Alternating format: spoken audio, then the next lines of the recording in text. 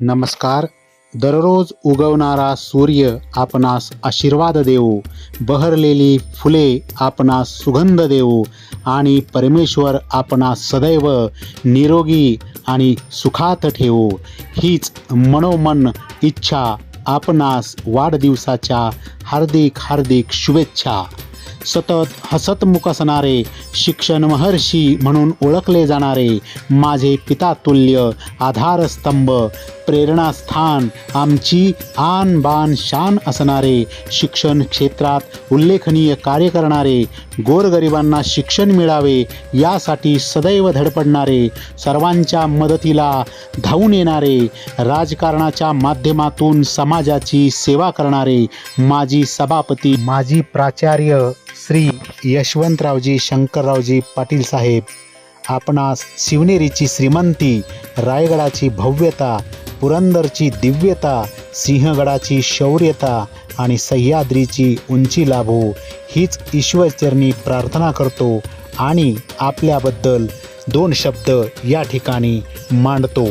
लोक म्हणतात माणसानं सोन्यासारखं असावं, पण मी म्हणतो सोन्यासारखं असणं म्हणजे लोक सोनं हातात वापरतात, गळ्यात वापरतात, शोभा वाढवतात, परंतु मी म्हणतो सोन्यासारखं असण्यापेक्षा माणसानं परिसासारखं असावं.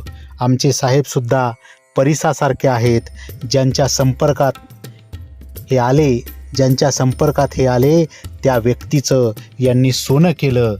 अशा श्री यशवंतरावजी पाटील साहेब यांनी देवणीसारख्या अतिदुर्गम भागात शिरीष स्मारक सार्वजनिक वाचनालयाची सुरुवात करून समाजसेवा करण्याची मुहूर्तमेढ रोवली.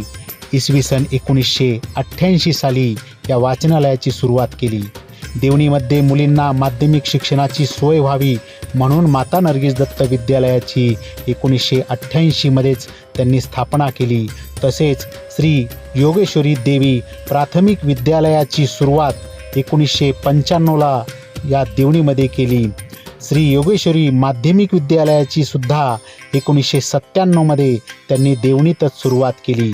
तसेच श्री योगेश्वरी देवी ज्युनियर कॉलेजसुद्धा काढून उच्च शिक्षण आपल्या देवणीतील लोकांना मिळावं यासाठी सुद्धा त्यांनी प्रयत्न केले.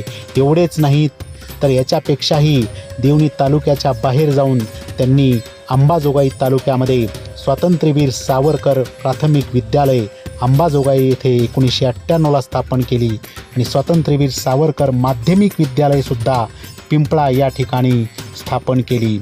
मराठी प्रायमरी स्कूल हे खोपोली या ठिकाणी सुरू केलं आणि मराठी प्रायमरी स्कूल पनवेल या ठिकाणी सुद्धा 1998ला सुरू केलं.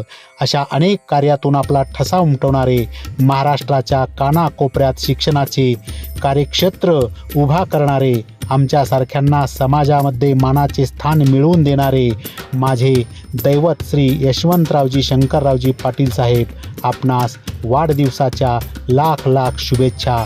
आई तुळजाभवानी आपणास उदंड आयुष्य देवो हीच ईश्वरचरणी प्रार्थना करतो. आज 23 डिसेंबर या दिवशी पूर्ण भारतभर राष्ट्रीय किसान दिन म्हणून साजरा केला जातो. कारण या दिवशी माजी पंतप्रधान चौधरी चरण सिंग यांची जयंती असते आणि यांनी शेतकऱ्यांच्यासाठी खूप धोरणे आखली, शेतकऱ्यांच्या विकासासाठी कार्य केले. म्हणून त्यांच्या जयंतीनिमित्त शेतकऱ्यांचा सन्मान व्हावा यासाठी हा दिवस समर्पित केला आहे. म्हणून या पवित्र दिवशी आमच्या साहेबांचा वाढदिवस आहे. यांनीसुद्धा आमच्यासारख्या गोरगरिबांना मानाचे स्थान मिळवून दिले. म्हणून मी त्यांना पुन्हा एकदा वाढदिवसाच्या हार्दिक हार्दिक शुभेच्छा देतो आणि या ठिकाणी मी थांबतो. धन्यवाद.